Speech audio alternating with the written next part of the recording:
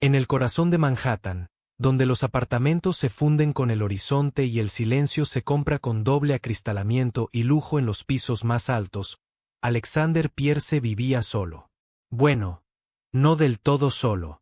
El mundo lo conocía como un magnate tecnológico, la mente detrás de una revolucionaria plataforma de inteligencia artificial, un hombre cuyo patrimonio neto superaba los 500 millones. Pero tras la fachada de éxito, tras los mostradores de mármol y los ventanales, se escondía un hombre que se desmoronaba bajo el peso silencioso del dolor, el miedo y la paternidad. A su hijo Eason, de 7 años, le habían diagnosticado trastorno del espectro autista a los 3.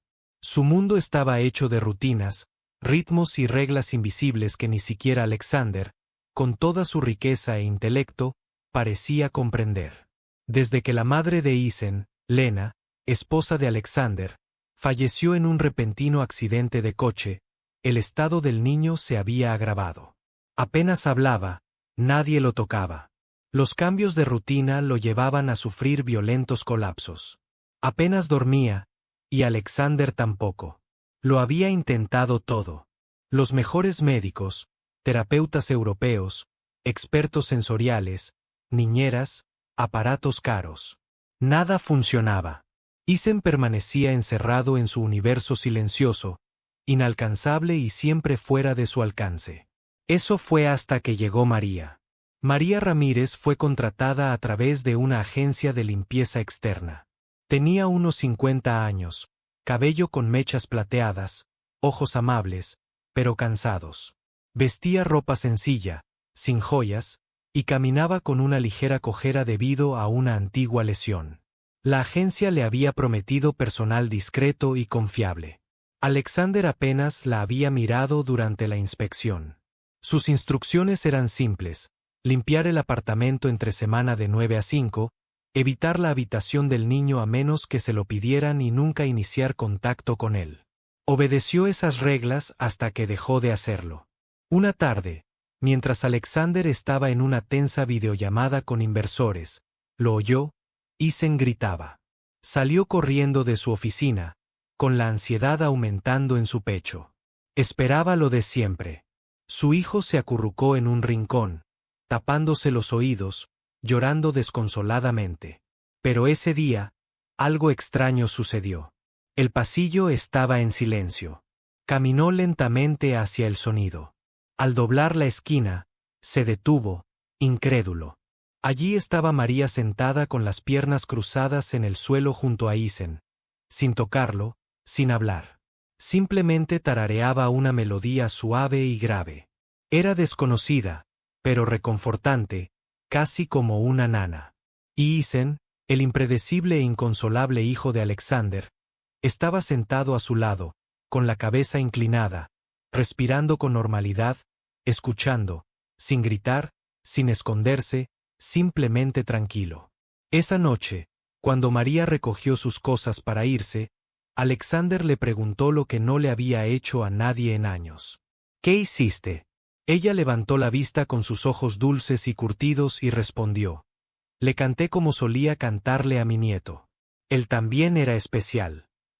No dijo nada más. No pidió dinero extra. No le ofreció terapia. Simplemente recogió su bolso y se fue. Pero Eason se dio cuenta. Al día siguiente, esperó a María junto a la ventana. Durante las siguientes semanas, ocurrió algo milagroso. María se convirtió en más que una limpiadora. Le tarareaba a Eason, se sentaba cerca durante sus comidas, leía cuentos en español en voz alta mientras él tocaba en silencio a su lado. Él comenzó a responder. Contacto visual, pequeños gestos, sonrisas. Un día, María tarareó una variación de su melodía habitual y Eason le tomó la mano.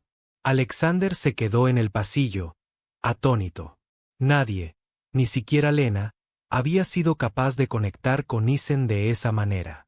María no estaba capacitada. No estaba certificada. Pero vio a Eason. No el diagnóstico, ni las rabietas, ni la dificultad, sino al niño.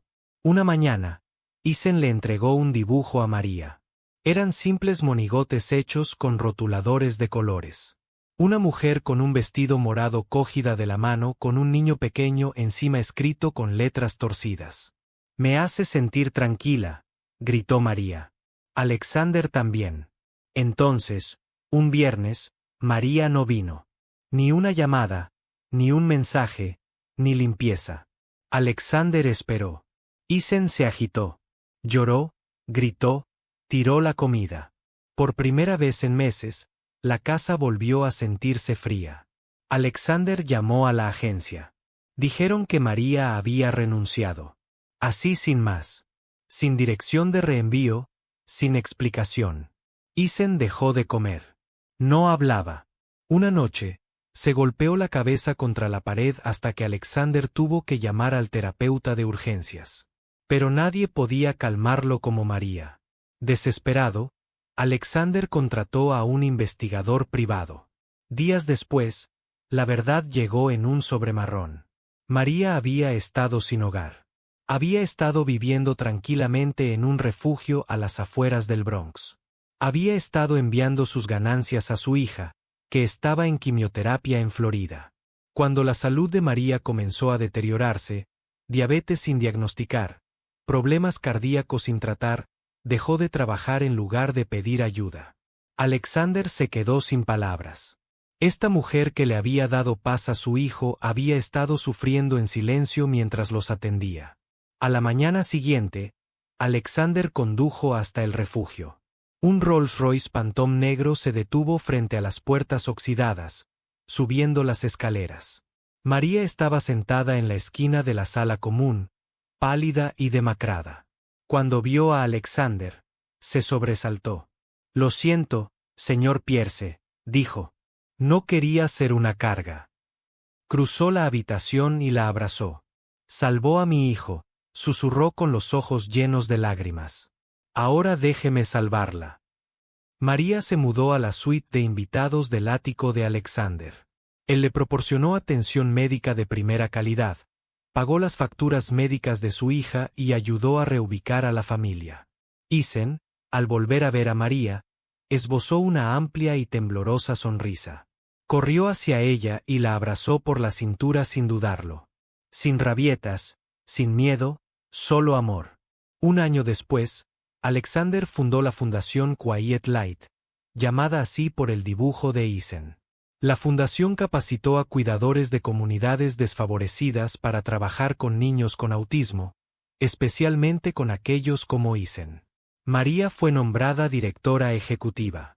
Cuando se le preguntó por qué se nombró a una exempleada de la limpieza sin credenciales formales para liderar una iniciativa multimillonaria, Alexander respondió: «Porque hizo lo que ningún experto podría hacer.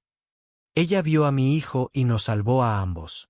Una soleada mañana de primavera, Isen se presentó ante su clase por primera vez en un recital escolar. Estaba nervioso, pero en la primera fila, María le sonrió con dulzura, tarareando su melodía favorita. Cantó una versión tranquila, desafinada y hermosa de la misma melodía que María le había cantado en el suelo del pasillo hacía una eternidad.